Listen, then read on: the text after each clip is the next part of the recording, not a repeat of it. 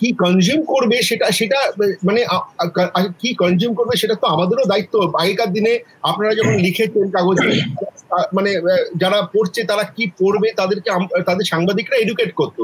এখন হয়ে গেছে তারা কি চাইছে সেই অনুযায়ী কন্টেন্ট তৈরি করা হচ্ছে, রাদার সাংবাদিকরা কন্টেন্ট ক্রিয়েটার্স হয়ে যাচ্ছে। আজকাল দেখবেন প্রচুর সাংবাদিক বড় বড় জায়গায় কন্টেন্ট ক্রিয়েটার্স বলে, তারা কিন্তু কিছু জানে না, তারা হচ্ছে একটা জিনিস তৈরি করে দেবো যেটা সেল করবে, তাদেরকে একটা রেভিনিউ অফিসার বলছে যে এটা আমার প্যারামিটার এইটুকুর মধ্যে বানান, এটাকে সেল করতে হবে।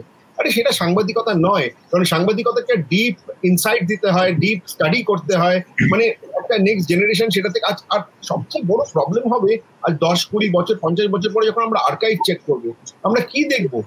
কতগুলো ফলসিফাইড নিউজ এদিক ওদিক থেকে, তখন রিসার্চ করবে তারা তো বিপদে পড়ে যাবে একদম। একটা বড় দায়িত্ব সম্পূর্ণ হারিয়ে যাবে। ঠিক ঠিক ঠিক। আমার মনে হয় আজকে থিওরি আলোচনা করার বদলে আমরা কিছু ব্যক্তিগত অভিজ্ঞতার কথা বলি, যার থেকে দর্শকরা প্রত্যক্ষত অনেক কিছু জানতে পারবে। সোম যে কথাটা বলছেন তাই একটা সূত্র ধরে বলি যে সাংবাদিকরা ঘটনাস্থল থেকে ঠিকঠাক খবর দেবেন মানুষকে, তার জন্য কিছু স্বাধীনতা দরকার হয় সাংবাদিকের। সংবাদ মাধ্যমের মালিক পক্ষের কিছু সাহস দরকার হয় যে আমি ওখানকার কথাটা মানুষকে জানাতে চাই। তার জন্য আমার সরকারি বিজ্ঞাপন একটু বাড়লো কি একটু কমলো, তার জন্য আমার একটু আমি অমুক দলের কাছাকাছি হলাম কি অমুক দলে একটু থেকে দূরে চলে গেলাম, তার নিরপেক্ষে তারা সেটা করেন। তার জন্য সাংবাদিকদের যথেষ্ট ঝুঁকি নিয়ে কাজ করতে হয়। সেই ব্যবস্থাটা সম্পূর্ণ আমাদের দেশ থেকে চলে গিয়েছে। আমাদের দেশ থেকে বলছি কেন, সব দেশ থেকে চলে যায়নি। এমনকি আমাদের প্রতিবেশী অনেক দেশ, তাদের আমরা প্রতি মুহূর্তে নিন্দা ঘেন্না করি, ডান দিকে বাঁ দিকে পূর্বে পশ্চিমে, সে দেশেও কিন্তু দারুণ স্বাধীন সাংবাদিকতা এখনো বেঁচে আছে। আমাদের দেশে দুঃখের বিষয় নেই, প্রায় নেই। খুব ছোটখাটো কয়েকটা জায়গা, ব্যক্তিগত কিছু উদ্যোগ, সামান্য কয়েকটা জায়গা, আমি বিশেষ করে কারো নাম উল্লেখ করতে চাই না। তাছাড়া সেটা তথাকথিত মূল স্রোতের ভারতীয় মিডিয়া সম্পূর্ণ পরিত্যাগ করেছে। ব্যক্তিগত অভিজ্ঞতার কথা বলি। 1996 সালে আমি তালিবান শাসিত আফগানিস্তানে গেছিলাম। আমি ছিলাম দ্বিতীয় ভারতীয় সাংবাদিক যিনি যে সেখানে গেছিল। তার আগে ইন্ডিয়া টুডের একজন মহিলা সাংবাদিক আমার থেকে সিনিয়র, তিনি গিয়েছিলেন। সেখানে আমাকে কভার করতে পাঠিয়েছিলেন আমার তখনকার সম্পাদক অভিক সরকার। একথা বলে যে যা পারবে করবে, যা করবে যা দেখবে তাই লিখবে। সেখানে আমাকে নিজেকে পথ খুঁজে নিয়ে কাজ করতে হয়েছে। সামান্য কিছু টাকা দেওয়া হয়েছে, সামান্য নয়, তখনকার দিনে খুবই ভালো টাকা দেওয়া হয়েছিল, মানে যে টাকাতে আফগানিস্তানে খুব স্বচ্ছন্দে কাজ করা যায় সেটা এই ধরনের সংবাদ প্রতিষ্ঠান চিরকালই দিত। তার বাইরে কোনো ব্রিফ ছিল না, অমুককে খুশি করতে হবে, অমুক সংবাদ মাধ্যমের অমুক বিজ্ঞাপন দাতার কথা অনুযায়ী কাজ করতে হবে, কোনো কিছু ছিল না। আমার ধারণা সুজন এবং সোম, সুজন তো বটেই, সুজনের সম্পর্কে আমি খুব ভালো করে জানি, একই প্রতিষ্ঠানে সুজন কাজ করেছে। সোম নিশ্চয়ই বহু ধরনের এই ধরনের অ্যাসাইনমেন্ট করেছে। আজকে আমি যখন সংবাদ মাধ্যমকে দেখি না যে লাভ দিয়ে এদিকে লাভ দিয়ে ওদিক যাচ্ছে, আমি কি বলবো সোফি, আমি ঠিক বর্ণনা করতে পারছি না, নাটক করতে পারি না।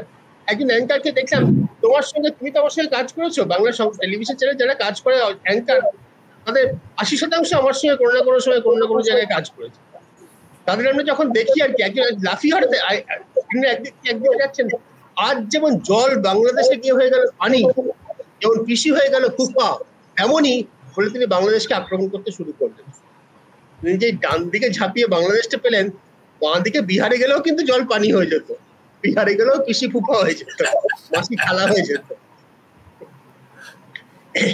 এই যে একটা রাজনীতির সঙ্গে ধর্মকে গুলিয়ে দেওয়া, তার সঙ্গে ভাষাকে ঝুলিয়ে দেওয়া, এবং এই অসম্ভব কমেডির প্রতিযোগিতা আমি মিডিয়াতে দেখতে পাই আর কি। মানে কে কত বড় মূর্খ, কে কত কম জানে এবং কত বেশি নাটক করে হাত পা তুলে লাফিয়ে ঝাঁপিয়ে মানুষকে আকর্ষণ করতে পারে, তার প্রতিযোগিতা চলছে। মিডিয়া যদি এমন একটা ব্যবসা হতো এটার সঙ্গে রাষ্ট্র ব্যবস্থা কোনো সম্পর্ক না থাকতো, তার মিডিয়া যদি চপ ভাজা শিল্প হতো, আলু ভাজার শিল্প হতো, তাহলে আমরা এতটা ভাবিত হতাম না। কিন্তু মিডিয়া দেখে মানুষ প্রভাবিত হয়, মিডিয়া দেখে মানুষ তার মতামত তৈরি করে। সেইখানে একটা খুব বড় ভ্রান্তির জায়গা তৈরি হচ্ছে। সরকারের দিক থেকে তাকে আমি বলবো প্রমোট করা হচ্ছে, তাকে প্রশ্রয় দেওয়া হচ্ছে। এই যে নরেন্দ্র মোদী যে কথা এখানে বলা হলো, সুজন সোম তারা বলছেন, নরেন্দ্র মোদীর যদি পাকিস্তান সম্পর্কে কোনো বার্তা দেওয়ার থাকতো, তিনি দুপাশে দুটো ভারতের জাতীয় পতাকা নিয়ে প্রধানমন্ত্রী অফিসে বসে একটা ছোট্ট বিবৃতি দিতে পারতেন। এরকম ক্ষেত্রে ইউক্রেনের প্রেসিডেন্ট, আমেরিকার প্রেসিডেন্ট তারা দিয়ে থাকেন। তা না করে তিনি ওই যেখানে গন্ডগোল হয়েছে সেখান থেকে ১,৫০০ কিলোমিটার দূরে একটা বিহারের গ্রামে গিয়ে, যে বিহারে ভোট আসছে সেখানে কি আমরা এমন শিক্ষা দেবো কেউ কোনো ভুলতে পারবে না। এগুলো হচ্ছে না সোফিয়া, পুরো জিনিসটাকে মানে আবারও বলছি কমেডি প্রহসনে পরিণত করা। মিডিয়া করছে লাভের জন্য, ঠিক আছে। আমি দেশের সরকারকে এবং রাষ্ট্র ব্যবস্থাকে প্রশ্ন করি, আপনাদের তো প্রফিটের কোনো ব্যাপার নেই। Government does not function for profit. তাহলে আপনারা কেন সেই কাজটা করছেন না যেটা দেশের নেতৃত্বে করা উচিত বলে আমরা মনে করি? আপনারা কেন? সেখানেও প্রফিট আছে, সেই প্রফিটের দিকেই তারা যাচ্ছেন। এবং সর্বদলীয় বৈঠকে প্রধানমন্ত্রী থাকেননি। সর্বদলীয় বৈঠক হলো প্রধানমন্ত্রীকে ছাড়া, তিনি তখন নির্বাচনী প্রচারে বিহারে ব্যস্ত। তার থেকে প্রমাণ করে যে আঘাত হানাটা হচ্ছে দেশের মানুষকে দেশের মানুষকে জাগানোর জন্য, দেশের মানুষকে প্রভোগ করার জন্য এইসব কথা বলা হচ্ছে। সত্যিকারে আঘাত হানার ক্ষমতা থাকলে ওখানে প্রধানমন্ত্রী থাকতেন, সমস্ত দলকে না হতো। দেশের মধ্যে সব থেকে মানে র্যাডিক্যাল ইসলামিক দল যেটা, তার যে প্রতিনিধি আসাদুদ্দিন ওয়াইসি, তাকে রাখা হতো। এরকম সর্বদলীয় বৈঠক আগে হতো না। আগে সর্বদলীয় মানুষের যে দলের দুজন প্রতিনিধি, সে দলের একজন প্রতিনিধি বৈঠকে থাকবেন। পার্লামেন্টে সেটাই নিয়ম ছিল। সর্বদলীয় বৈঠক বলতে তাই বোঝানো হতো। সুজন দীর্ঘদিন দিল্লিতে সাংবাদিকতা করেছে, আমিও কিছুদিন করেছি, সৌম্য এখনো করছেন। সর্বদলীয় বৈঠক মানে হচ্ছে তাই। এবার তো সেটা হয়নি। বৈঠক করা হলে একটা ভিনিয়ার দেওয়া যায়, একটা আচ্ছা আমরা সবাইকে নিয়ে আলোচনা করে চলছি। এটা সর্বদলীয় বৈঠক নয়। এবং সরকারের স্ট্রাইক করে ক্যাপাবিলিটি থাকলে স্ট্রাইক করা উচিত। দেশের মানুষ তাই চায়। দেশের মানুষ ন্যায় বিচার চায়। দেশের মানুষ চায় না যে দেশের মধ্যে একটা বিশৃঙ্খলা, একটা অরাজক পরিস্থিতি তৈরি হোক, যার জন্য মিডিয়া পুরোপুরি উস্কানি দিচ্ছে। আমি এই কথাটা বলে আজকে আমার এই পর্বে বক্তব্য শেষ করছি যে আজকে যদি বাংলা, ইংরেজি, হিন্দি তিনটি ভাষার মিডিয়া আমি দেখেছি গত 3 দিন ধরে ভালো করে, তারা যে কথাগুলো বলছে তার ফলে দেশের মধ্যে যদি কোনো বিশৃঙ্খলা, হিংসার ঘটনা, কোনো এমন পরিস্থিতি তৈরি হয় যে যেখানে মানুষের আইন শৃঙ্খলা রক্ষা করা যাচ্ছে না, তাহলে তার জন্য সব থেকে খুশি হবে কারা? সব থেকে খুশি হবে পহেলগামে এসে যে সন্ত্রাসবাদীরা ভারতীয় নাগরিকদের মেরেছে। তারা এক্স্যাক্টলি সেটাই চেয়েছিল, ভারতকে ডিস্টার্ব করতে। তারা মাত্র একটা ছোট্ট জায়গায় কয়েক বর্গ কিলোমিটারের মধ্যে অপারেট করে 26-27 জন ভারতীয় নাগরিককে মেরেছে। তার ফলে যদি 140 কোটি দেশ, যার কথা নরেন্দ্র মোদী বলছেন, সেখানে সত্যিকারের বিশৃঙ্খলা তৈরি হয়, তাদের থেকে বেশি সফল তো কেউ নয়। এটা টার্গেট। সব থেকে দুঃখের বিষয়, পরিতাপের বিষয় সোফিয়া, আমাদের দেশের মিডিয়া পরোক্ষে সন্ত্রাসবাদীদের লক্ষ্য পূরণের সাহায্য করছে। আমি বলছি, আমি দীর্ঘদিন কাশ্মীর কভার করে একটা জিনিস দেখতাম যে নর্মাল বলে জিনিসটা নেই। ঠিক আছে, মানুষ ভালো, সবকিছু চলছে, কিন্তু একটা প্যালপিটেটিং টেনশন সবসময় ওখানে চলে। তো আমি আমার একটা সময় যখন 15-20-17 বছর হয়ে গেছে, আমি কিন্তু আমার ছবির কাশ্মীরের উপর যে কনফ্লিক্টের উপর ছবি দেখতে এক্সিবিশন করি দিল্লিতে, ইন্ডিয়া হ্যাবিটাট সেন্টারে।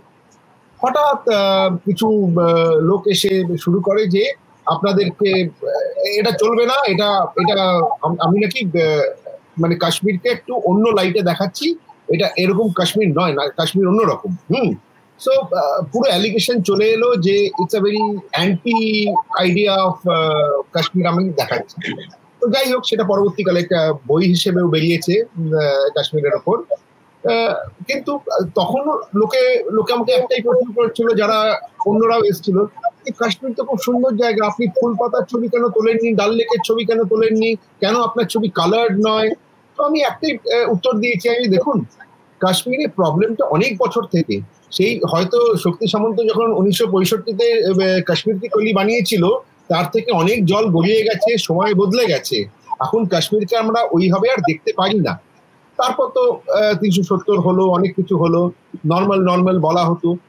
আমি গত দুটো ইলেকশনও কভার করেছি, তখনও বারবার একটা কথা বলেছি, নাথিং ইজ নর্মাল। যদি লোকেরা ভোটও দিতে আসে, সেটাও একটা ভাবে নিজেদের প্রোটেস্ট জানাতে আসছে, কিন্তু কিছুতেই মানুষের সেটাকে আমার বলে না না এই তো দারুণ ব্যাপার, এই যাচ্ছি সেই যাচ্ছি, বুলেভার্ড রোডে ঘুরছি। আজকে বুলেভার্ড রোড আর লালচক আর গুলমার্গ আর সোনমার্গ কাশ্মীর নয়, কাশ্মীর বড় জায়গা, তো কেউই কিছু বুঝতে পারছে না।